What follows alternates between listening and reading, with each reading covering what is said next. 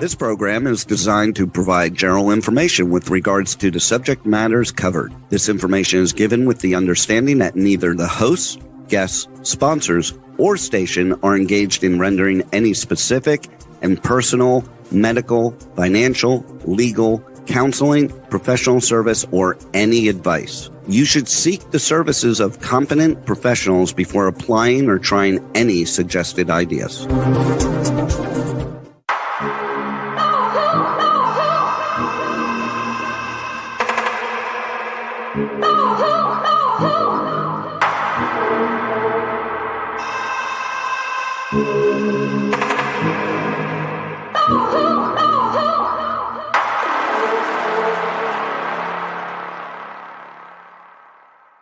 Good morning, true seekers and true crime junkies. Welcome back to another episode of Hit the Road Jack, Finding the Zodiac.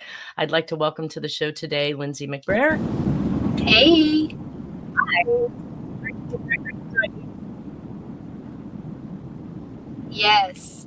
Well, I can hear your wind. I wish I was driving. All right. Well, we are back again with the Jonbenet Ramsey case. Of course, last week we were talking about some of the statements in the actual letter, the ransom note that was left at the crime scene at the Ramsey home. And then we were talking a little bit about later confessions. So up on my presentation at this point, I show that we ended basically on later confessions, which included John Mark Carr, other individuals that had come forward. John Mark Carr is really kind of one of the more infamous, I guess, suspects that had taken credit for something he hadn't done. So we are definitely going to cover him in great detail once we're through with the actual evidence in this case. Genealogy research, again, on the documentary that I watched, the recent one, John Ramsey had indicated that he was hoping that they would do DNA and kind of trace that back through relatives or possibly link to forefathers, who this suspect might be. I'm not sure what the holdup is on that, because I'm pretty sure this documentary was made at least a year ago, if not longer. By the time I had seen it, it had already been produced and on Netflix. So I'm not sure why we don't have some answers to this just yet, unless, of course, this is not an avenue they want to take, because it means it will unravel all of these different crimes. So I do have a question about that. And of course, I had, are we working here? Let's get on it. Yeah, there we go. We do have questions or comments from YouTubers that had asked about that. So we'll go ahead and cover those comments that we had this last week. So I had somebody says it's at TN Accountability 7455. Not sure who this is, but it says, here's your answer. She never passed or went missing. She was sold to Hollywood. So next time you see Katy Perry, you'll know to say hello to Jonbenet Ramsey. Did I lose you, Lindsay? Are you still there? I show 3 people in studio. I don't know if she muted herself. Okay. Anyways, I think that I have heard many times people try to make the conclusion or state that Katy Perry is in fact Jonbenet Ramsey. I have not done a lot of research into that, nor have I, taken a look. I'm sure that the blue eyes is something that they're cross connecting, but I don't. I went on to, state that I had read these theories, and I asked if they were also someone that believes 5G is killing us. And of course, that was more of a sarcastic joke. And I had mentioned that those would be some really convincing autopsy photos. How would you get Jonbenet Ramsey to pose for something like that, or to make up some type of doppelganger for her in order to pose for those particular photos? I can't see that being a realistic thing. But I know that from the individuals who were stating that Jonbenet was actually Katy Perry sold to Hollywood, they also believe that 5G is killing us and that there's a meteor that's going to take out the earth. There's this huge, like, real conspiracy theories that are going on. So after I asked if they believed that, they actually came back and said, at Finding the Zodiac, absolutely. It is killing us slowly. CGI and augmentation has been around for nearly a century. We are just so gullible due to believing the lies of our alleged history. We do not live in the age of technology. Not quite sure what they meant by that, but yes, I did get an affirmative. So are you back with me, Lindsay? Yes, can you hear me? Yeah. Okay. So what I was gonna say was, those are the kind of ones that, they're on the right path, but I mean, it's a possibility, but it's a very low possibility. And those are the ones that you can't speak out loud, those theories, because that's what gets the ones that really are trying to find the truth off the truth and back into La La Land.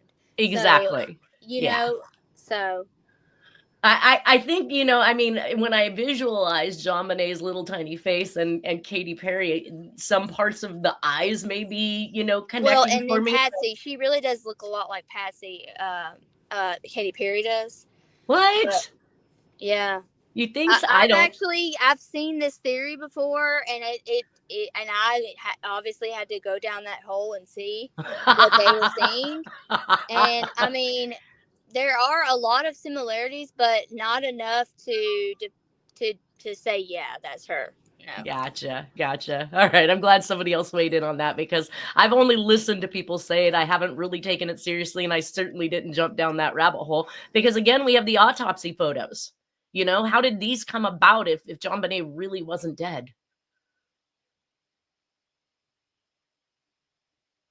Oh my goodness. All right. On to the next YouTuber. Or actually, it's the same YouTuber says, you easily just believe the story given. Yikes. Hey, I got an idea. Let's figure out what path Santa took last night and why rabbits poop colorful eggs one day a year, since that's what you told your kids. Wait, even you deceive your own children. How about we figure out the mystery of why you were so proud to be a liar and deceive your kids? I was like, wow, what the heck is going on right now? You just literally called me a liar. I said, just because you lied to your kids doesn't mean I did. So maybe you need to discuss that with someone, but it isn't me. Folklore has been handed down for years. And when my children became old enough to ask the questions about it, I didn't lie about it. I told them the truth. I know that when you're using the folklore, you're telling these stories in order to, make these whimsical stories and thoughts and ideas in kids' heads. Once they start asking the questions about it is when you begin to be honest about it. You don't continue to deceive them and tell them that they're wrong, because that is, in a sense, you are deceiving and lying to your children. But Santa Claus worked for as long as it worked. And the second that they knew, or the second that they questioned it, I told them the truth. Ezra Kubis comments and says, didn't Dennis say that Jack was home in California during Christmas 1996? I think I remember reading it. And yes, that is correct. Dennis did believe that. Dennis also didn't remember that Jack had taken off for nearly a month, at least up to either December 16th or Christmas Day. I'm not exactly sure. And then he says, Mr. Ramsey was saying that they likely will be doing DNA analysis to where an expert will link the DNA found to a specific family tree and can pinpoint who the killer was born to, grandparents, great-grandparents, grandparents, parents, and can eliminate siblings. That will be interesting, because again, that's, I think, what John Ramsey is looking for, even though he hasn't gotten it. Now, I did put up here another podcaster, which I watched this episode that you sent me, Lindsay, the Nord Jasmine. Yeah, I think he's from another country, but he does really good work. And It's a she. Nor is a she. No, that must not be the one. You sent it to me. You said I needed to watch it, and it was MK Ultra. Ooh, I spelt that wrong. MK Ultra, or she spelt that wrong. Oh, no, she didn't. It's the pun. MK Cultra. Oh, okay. Oh, that one. Yes. Oh, that one. Yeah. I just found her, and she is legit. She does really good research. Yes, and I was very, very much impressed by what I was watching. It says her episode MK Ultra, we need to talk about the CIA and cults. Now, I think I've got the URL up here for everybody. If they want to go and watch this, they can obviously look up Noor. It's Noor Jasmine on YouTube, and check her out. She succinctly put together everything from the 1940s. I want to say up and through Jonestown, Manson. I want to say maybe early 70s. So she does this very succinct thing where she shows the connectivity between all of the players and everything that we've talked about and we've come across, which I have reached out to her and asked if I can play her episode for our viewers, because I think that she, again, wraps up in probably 40, 50 minutes what I go over for 60, 70 years. And sometimes we forget, Yes. 10, 20 years down my presentation, we forget the connectivity from back there. But once you listen to her, it was absolutely awe-inspiring. I was like, wow, like you said, she does her homework. Yeah. That is a must-see for everybody, for sure. And I also then went back to the Swearingham solve on the Melvin Belli letter that talked about iCult, trigger, and needing work. So when you listen to Noor talk about this, you're going to hear her talk about cults, triggers. So basically the bottom line is she believes that MK Ultra is what made these cults. Yeah. The Manson family. And I believe that too. It makes absolute sense. If this is what they were testing, and what she found in documents that discuss MK Ultra and what they were capable of doing with this is much more than the government would like us to believe. I mean, they were completely successful on so many levels of brainwashing, of getting somebody to do something they wouldn't ordinarily do, even against their morals and their virtues and their ethics, I mean, it's even a very creating other personalities within that person. 100%. Like, I was completely blown away that they kept saying it was successful. Actually, Sidney Gottlieb, it was successful over and over again. It just blew me away. Yeah. All right. So that puts us back to, I do have an update actually in the Peter Wilson case, the wrongful conviction. I received a new document that I just rendered an opinion on from his case. And this blew me away, but it is the actual confession from William Coleman stating that he had sex the night that Hak Ju Kim was killed. And this actually went missing. It was removed from the file. So we can actually see down here where it says removed from the file, 31st of March. This is the police officer, Michael Yore's handwriting, where he removed this from the police file because it literally exculpates Peter Wilson, because he was in San Francisco in the hospital having his hand fixed when Coleman actually had sex with Hak Ju Kim. Now, I'm pretty sure that in this confession, it's only half true. He probably raped her and killed her, which is why she ended up dead. But he's admitting to having consensual sex with her. And I think that was probably to explain away they are going to find his semen and his fluids on her. Absolutely, just my jaw hit the floor when I saw this, you guys. This is absolutely insane. This man needs to be free, and I need to find an attorney who can help him with his writ of habeas corpus. Yeah. All right, from my message board. And there's a lot of them that are, I'm not defending criminals, but as my husband always tries to accuse me of defending criminals, but he doesn't know what we know, if that makes sense.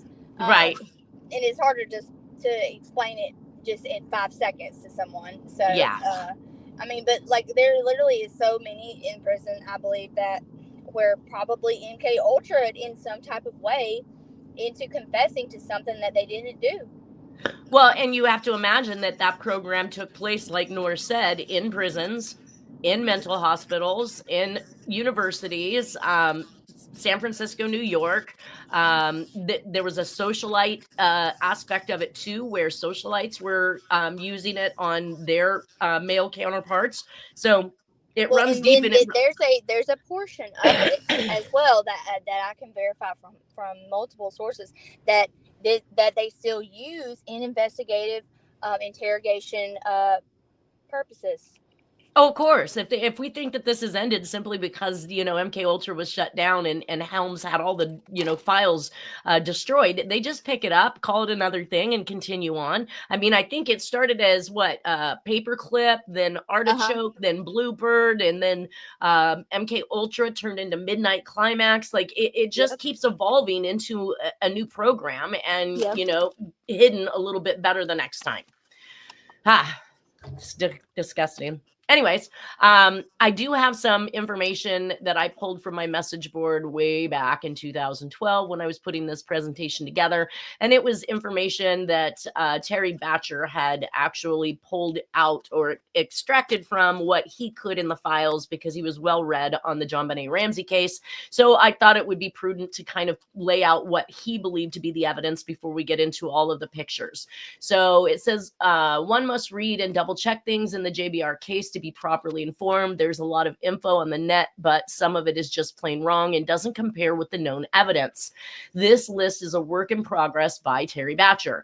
He says, odd evidence in the Ramsey case. Pineapple found in the victim's GI tract, bowl of fresh cut pineapple with large spoon discovered later on. Ramsey's had no reason to deny that they fed that to her.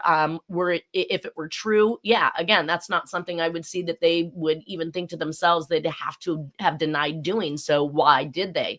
We didn't give that to her. Why is that there on the counter then? Who fed it to her? It was found in her system. There was a water glass with a tea bag in it and a Kleenex box found next to the bowl of pineapple. Ramsey said they knew nothing about it and again had no reason to lie about that. I guess when I say some of these things, you're probably chomping at the bit to say that this is where your theory of somebody was sexually abusing her, that it had gone wrong. So that person may have been in their house and the Ramseys may have been very well aware of it. Right, Lindsay? Okay. Yeah. So, well, they would have known what she liked. Well, and then they would have had a reason, I suppose, then to lie about the knowledge of those items because they very well knew who was eating or feeding. Yeah. He says the black duct tape found on the victim was never sourced. There was no roll of it found in the house. And the duct tape had been recently manufactured, so it was a newer duct tape. Good morning, Nolan. Welcome to the show.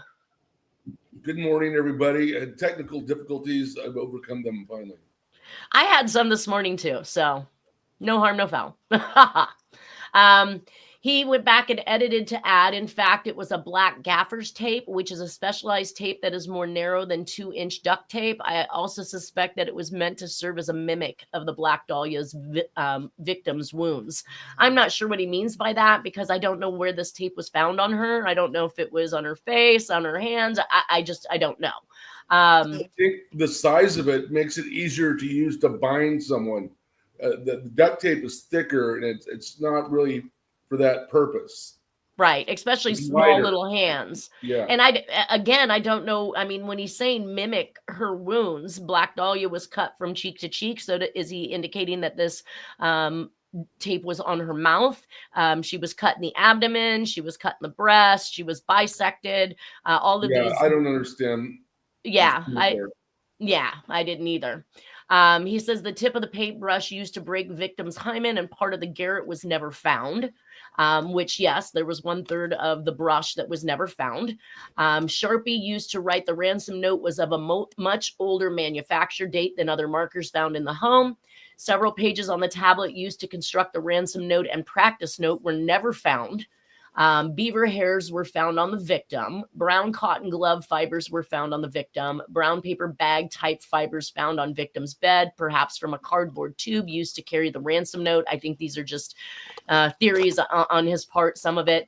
Evidence victim was strangled twice. Second event was meant to kill her, and the blow to the head came when the victim was already dead. So that really kind of excludes Burke from having been the one who hit her out of rage because she was playing with his toy.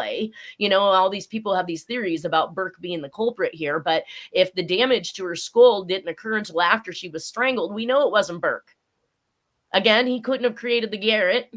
And it would have been more likely if she had suffered the head injury first, then was strangled, that it could have been a possibility that the strangulation was a cover up for the head injury. But that's evidently not what the autopsy is saying. Yeah. He's such a strange kid, though. He's kind of a very curious figure. Well, I have an explanation for that. Go ahead. Because I think that he is weird like that because at the same time Jonbenet was, before Jonbenet, I think that he was being sexually abused. Not necessarily by the parents, but by others and they knew about it. And so once Bert got older and Jonbenet got to the age where they like whatever, then they started doing it to her, and he was abandoned at that point. And he was no longer being used, no longer being abused, but he had already went through all that trauma. So this would actually also give you that result of him feeling abandoned all the time, like he has said, and that people have wrote about him, how he was kind of like outcasted by when Jonbenet was the main figure in the family, and everybody was like adoring over her, but then he was over here sitting by himself, like just to use as an analogy. So I think that would make him feel that way, make him weird and act these different ways, because the trauma that he had experienced, not only before Jonbenet or during Jonbenet, when she up until she was 6, but I think that he was slowly being cut off, being abused, and no longer getting that attention, even though, as we know, even though it's negative attention, but with a child, they don't understand at that age that if they're not getting attention at all, any attention is going to satisfy their needs as a child. Right, but I would think that his abandonment would also come in lieu of the fact that the parents were under such strict such scrutiny, dealing with this legally, all of the news reports, all the interviews, he probably, and coming from that type of a lifestyle, I don't know if they had a nanny, it sounded to me like Patsy was pretty much home, right? They had a housekeeper. A housekeeper is different than a nanny. So I imagine that with, some people that, they're so rich and they're so gone all the time that they literally have somebody else playing parent. It didn't appear that way to me based on, everything that we've seen throughout, the news and so forth. So his abandonment issues could be legitimately from the fact that his sister died and his parents went through what they went through. And of course, then mom dies, Yeah. I want to say, well, if he was, I think it's a combination for sure. Yeah, there's a whole lot going on there. I think there was some jealousy, though, too. There is. I mean, sibling rivalry is a real thing, right? I mean, I had a small brother, and when I would go when I was old enough to go spend the night with my friends on the weekend, or go do something with friends as a girl, I feel like girls are more social in a way rather than boys at that age. And him being almost 4 years younger than me, I was able to do things that he wasn't able to go off and do. And so he would definitely get jealous and he would tell my mom, it's not fair that she is going off and doing things every weekend and I don't get to do anything. I'm just sitting here, like he would complain. And then it got to a point where my mom had to be like, all right, you're not going anywhere this weekend because that's not fair to your brother, Wow. And that would, obviously that would make me mad, but I get it now looking back at it. So, well, and Jonbenet received a lot of attention, obviously, as a beauty star, a beauty pageant, Little Miss beauty queen. So she's receiving, all types of attention and gifts and awards. And I really don't know what Burke was up to, but I would assume they would have had him in some type of sport or something that he could be doing, that they didn't just cater to Jonbenet because she was beautiful, right? Yeah. So he goes on to say the stun gun marks on victim's neck and leg, former detective Steve Thomas called the stun gun evidence make-believe. Yet many experts confirm that nothing else explains the duplicate marks and spacing, and it is an exact fit to the air taser brand. Edited to add, this evidence may may tie into evidence that a second assailant may have been involved in this vicious murder. A copy of Mindhunter by John Douglas was found in Ramsey's home. Ramsey said they knew nothing about it and again had no reason to lie about it. So, okay, that's odd. A copy of a book in Danish was found in the home, but Ramsey said they knew nothing about it and had no reason to lie. He mentions that, is JT sending a message with this? I tend to think so, but again, I don't know what message he means by, a book of Danish.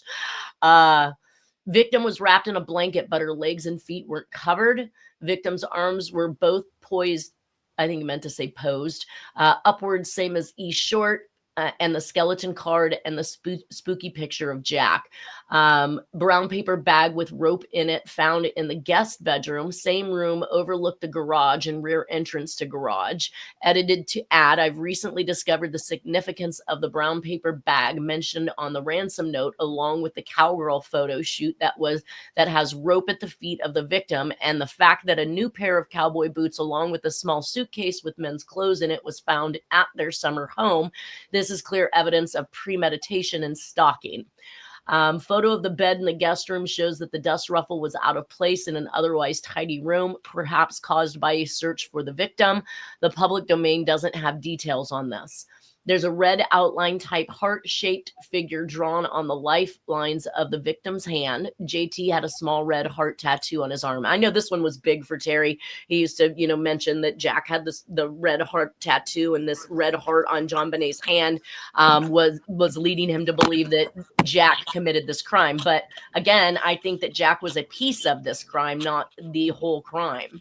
Barbie doll outfit was found near victim, may have simply stuck to the blanket that she was wrapped in. Boulder PD claimed voices heard at the end of the 911 tape, but the noise level was far too high for this to be a valid claim. Fleet White was said to have called 911 on the 23rd. Police arrived. His version of this event is not in the public domain. So why would Fleet White call the police on the 23rd? That's 2 days before the murder. I'm not sure where he was going with that. Are you aware of any of that, Lindsay? I think that he knew of something. I don't know what he knew, but he definitely knew more than he was saying, because as you may know, he had pretty much like disassociated himself with John and all them after a while, and they no longer communicated with each other. Huh. Yeah. Oh, you mean after the murder? Yeah. He disassociated himself. Gotcha. He says upon arrival on the morning of the crime, Fleet White looked in the cellar room, but claimed it was too dark in there. He had been in the same windowless room on previous occasions. Fleet White and his wife were the only friends of the Ramseys to point suspicion at the Ramseys, and did so repeatedly. I also found that odd. I mean, how does your friend point you out? I mean, I don't know. He's the one that went down in the basement with John to find Jonbenet. Ultimately finding it, yes. But he claimed he had been there and looked in and it was too dark, which obviously was not true. No. Edited to add, the stuffed toy jackrabbit found at the victim's grave is the killer's calling card. The rope evidence is strongly linked to the 1978 death scene of Chris Bush, as he relates to the OCC cases. The Screaming Boy drawing found taped to his wall has several Zodiac killer markings on it.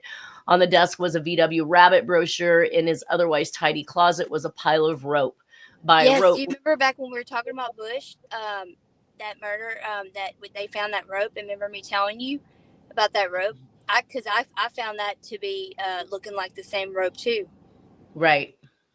I wonder if that, and we've got the Buy Rope by Zodiac, so it does play into it. Buy Rope was an unfulfilled Zodiac killer threat. OCCK victim Joe Robinson's death was exactly 20 years to the day earlier to the murder of Jonbenet. And poetic anagram of their ages, date of birth, and date of deaths is uncanny. Well, and we know that I think that the Zodiac used a lot of gematria and in numerology. So say that again. can link things easily and be able to kind of connect things, a lot of different things, like in general with numerology, and he knew that. And they use symbolism in their cults and in the government. So, and he knew that.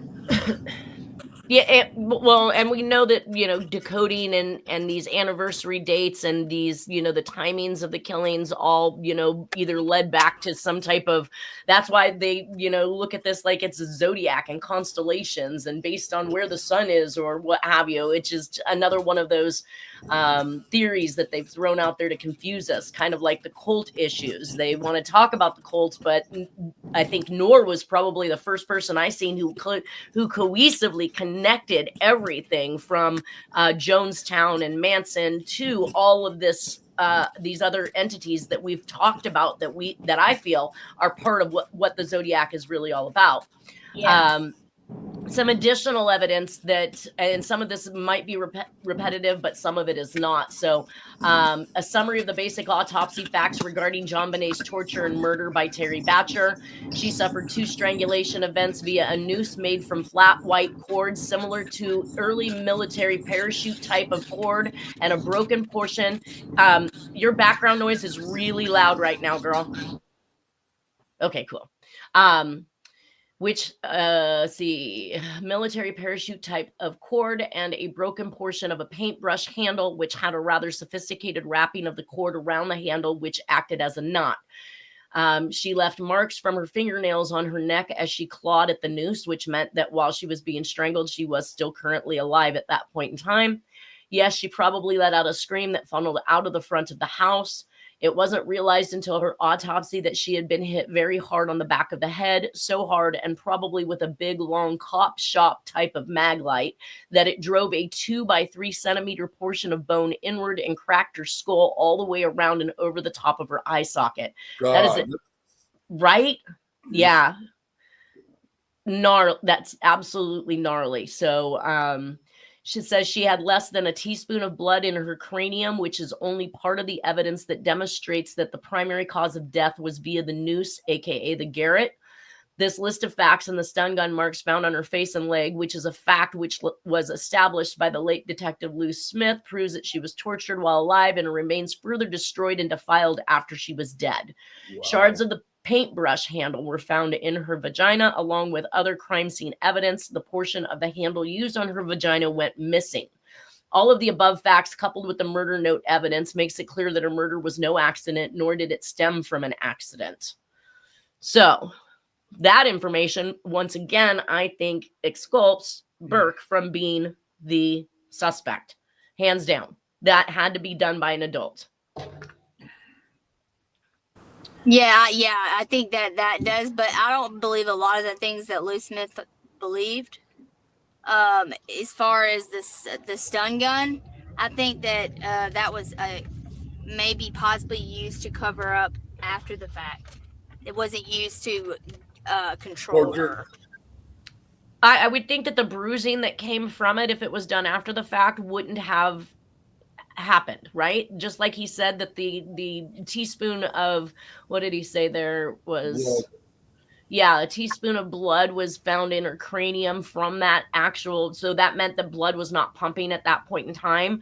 I think that you would have had that same issue if you had stun gunned her after the fact versus before she died. I'm not saying after she died. I'm saying after she was they were starting to molest her. That they used the stun gun to control her. Like kind of not control her, but like you know how these people are. They're sick. Just to like mess with her to get her to make an effect that would excite them. Yes. Yeah. Even thinking about that. Well, that also brings me to one of your emails that I received from you back on January 4th. And it says, and to add to the previous email, JonBenet's grandfather, John Ramsey's father, named James Dudley J. Ramsey, was the one who helped fund, build, and construct the airstrip runway for private planes to land on North Fox Island, which is the pedophile island that was shut down. You said, how freaking insane. If this shit isn't a satanic power kill group network of people working together with each other under the CIA and with the help of MK Ultra program as well to create these serial killers along the way, adding to their kill groups. The more you dig, the deeper the hole gets, and I swear it never ends, ever. So yeah, let's see. I think that sums it all up. Yeah. Well, when you don't go for sleep for like several years, only 2 hours a day, and you're so deep in research and you literally see it all in real time, it's like, wow, how can anyone not see this? But I mean, I get why, because of so many years of them doing it. But it's like, I mean, that's a wrap up. At the beginning of this, Nolan, I discussed a podcast that Lindsay had sent over to me, and her name is Noor Jasmine. First name is Noor. She did about a 40-50 minute podcast where she literally shows all the connectivity of everything that we talk about very succinctly with valid research and paperwork from the MK Ultra program that shows how the possibility of Jonestown and Manson and all of these being CIA created cults through the MK Ultra program. It was absolutely phenomenal. I'm going to see if Manson and Jim Jones both started out in San Francisco. Right. And we know MK Ultra was operated in San Francisco. And yeah, and at a particular healthcare facility that Manson was told by his parole officer to go visit. And that's where Haight-Ashbury Free Clinic. Well, you know what was interesting is that she kept calling the doctor that was running this Mr. Jolly, which I thought Jolly West. And he's into hypnosis, mind control, the whole bit. Right? Like, but he was affiliated with that particular healthcare facility. And we know that MK Ultra was employed at mental health clinics and hospitals, prisons. He had an office at the clinic. Yeah. Yeah, he was definitely connected. So she really kind of steers away from saying it is what it is, but she just throws out the facts so that you can form your own opinion. And really, through her research, she's come to the same conclusion that I have just going through these letters and these communications from these serial killings, which is absolutely insane to me. Yeah. All right, so now we have some pictures. Once again, I think that they're always cramming in your face the truth, but they do it in such a subtle way that we accept little bits of it and sometimes don't even recognize it. So I was given a True Crime Unsolved Mysteries magazine for my birthday one year because the individual knew that I studied and researched on the Zodiac Killer. And so I found it interesting to see and note that we had JonBenet Ramsey right next to the Zodiac Killer's picture. We also have Bob Crane, who I have shown and supported, and I think even Harriet has stated that this murder was part of, his murder was also something that was part of this group. So again, we have all these people being put on this True Crime Unsolved Mysteries magazine that's being sold. I want to say this thing was like, how much was this? $15.99 Canadian and $13.99 US. So $14 a pop. Who knows how many they sold, but I'm sure it flew off the shelves. Anyways, right? I probably wouldn't have, because that meant that I was, supporting them. But it was nice of my friend to have gotten it for me. Here we have some pictures, and we're going to see some of the evidence and pictures of JonBenet Ramsey as we go through this. And I did pull it. A lot of this was pulled from the docuseries that I watched. So let's see here. This says Boulder City spokesperson Leslie Aholm. Later that day, John Ramsey, a former Navy officer, piloted about a dozen relatives on his private jet to Georgia, where the family had lived before moving to Colorado in 1991. So now we have support that John is also a pilot, which kind of tracks with Lindsay telling us that his dad built runways. That kind of like led me though to the point where I know that the maid stated that she had never seen this parachute cord that was used in the garrote and strangulation of JonBenet Ramsey, but it wouldn't be out of character for parachute cord to be around, especially if John was a pilot. I would assume that he had parachutes, right? Yep. Now, maybe not in the house, but evidently it was. They used to go on a lot of trips too, on boats and stuff. Right, but I was just addressing that the parachute cord that Terry Batcher had indicated was not from the home. It could have been from the plane, could have been something that the Ramseys had in possession or downstairs in the basement for whatever reason that the maid was just unaware of. I don't know. I'm just stating, if he was a pilot, there's chances there are parachutes involved. Oh yeah, 100%. And then we got the Star magazine, which I thought is interesting. So I saw something posted not too long ago that discussed, the fake news that we used to get from things like the Inquirer or Star magazine. And we know that the Zodiac wrote to the Star magazine at one point. So yes, there is some truth, I think, in these, while there is also these outlandish statements making us or causing us to question whether or not we can believe what we're reading. And sometimes I feel like they had the first AI, right? I mean, didn't they create photos that weren't real and then post them as if... yeah. They have this technology decades probably before we release it to us. Right. Yeah. So people can understand now that this is where AI began, right? With these tabloids. Just a little aside. Recently, I watched the movie Gypsy about Gypsy Rose Lee. It's a famous stripper back in the day.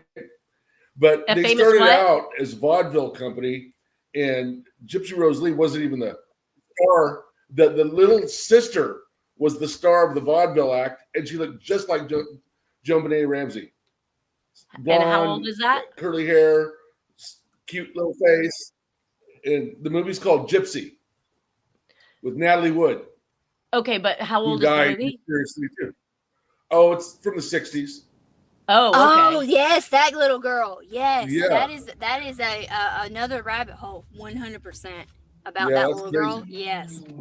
So she was in the movie and then ended up dead. Well, the little girl? She develops over the years, but I'm just saying, JonBenet Ramsey looks just like that character in the movie when she was younger.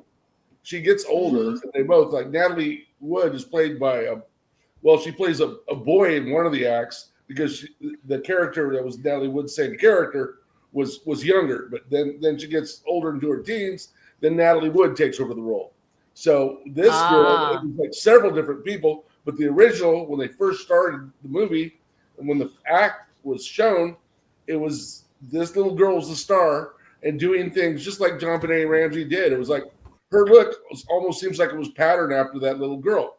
Oh, I see what you're saying. Somebody had commented, and I know that you missed this at the beginning, but they commented that JonBenet Ramsey wasn't dead. She was sold to Hollywood, and she's now Katy Perry. Oh, right.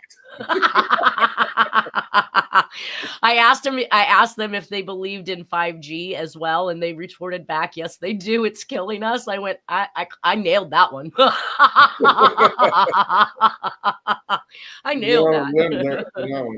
I do believe that there are people, don't get me wrong, I believe there are people who have sensitivity to electrical apparatuses and technology and things like that. Like that's very proven that some people's bodies can't stand, the megahertz or the radio waves or whatever it is that's, happening with microwaves and technology.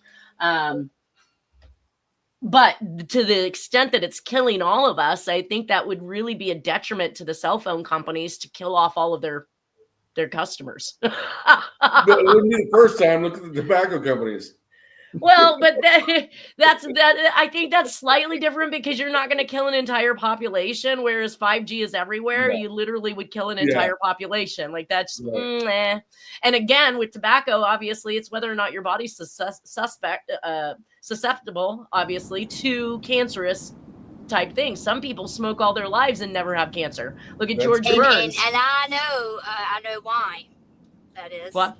Why is that? Because because just like you said, not only that, but most people are not going to get almost, I would say 4 out of 5 people are not going to get cancer from cigarettes, because your body can, the reason why we have these people that say that they're addicted, well, they can be in a way that your body is not producing enough tobacco, because not many people know this, but our bodies actually produce a hormone of tobacco naturally.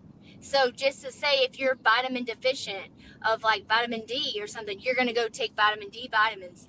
Well, the same thing with tobacco, but you don't see these doctors like saying that the tobacco is a problem because your body doesn't make enough tobacco for this particular mechanism to fight off this or that, because they don't think that it matters, obviously, and it would defeat the purpose of the whole cigarette tobacco industry.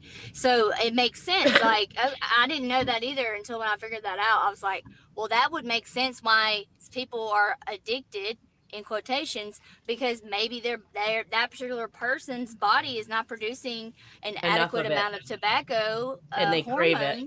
Yes. So that's why I'm saying, if your body is creating that, that's not what's giving them cancer. It's what else they put in them, it or add to it.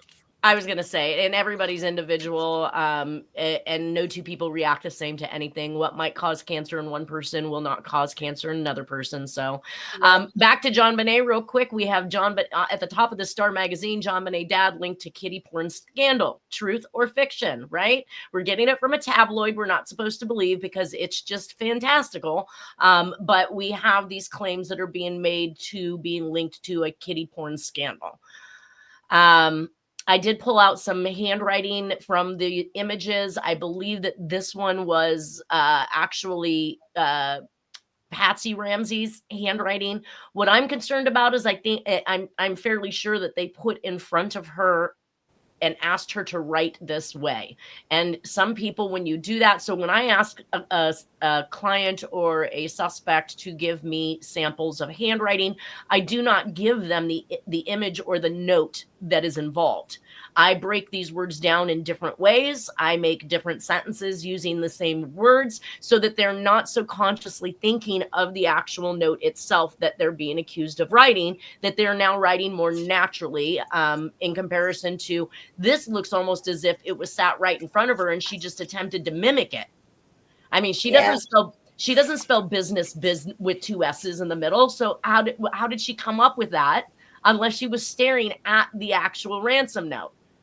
It doesn't make any sense. I wouldn't ask somebody to spell the word wrong if that's not how they spell the word, right? I mean, spell it the way you normally spell it, because that is a ruse up there. Another one, it looked to me as though this was being purported as actual evidence. I'm not sure if it is. I do find several differences between this writing and the writing that we have been shown on the internet, which tells me that either the writing we're seeing on the internet has been altered, or this is not truly the note that is being purported as evidence and in the property of the police department. Well, we're down. Which that wouldn't surprise me either. No, and I've said on many occasions that it looks as though they've altered and changed the looks of the Zodiac handwriting for the purpose of the internet. And we know that the FOIA files with the FBI, it is intentionally distorted. So if anybody even goes into those files, you're not pulling an actual legitimate note. It's been altered in such a way that it's been squished down and oddly shaped, not even something that a scan would have done. So this wasn't something that happened through the scanning process. They had to manipulate it after they scanned it in to make it look like that. Or scanned it 15 times. It scanned the scan page that they printed, scanned it several times. But it's not going to cause the distortion and the alterations that you see.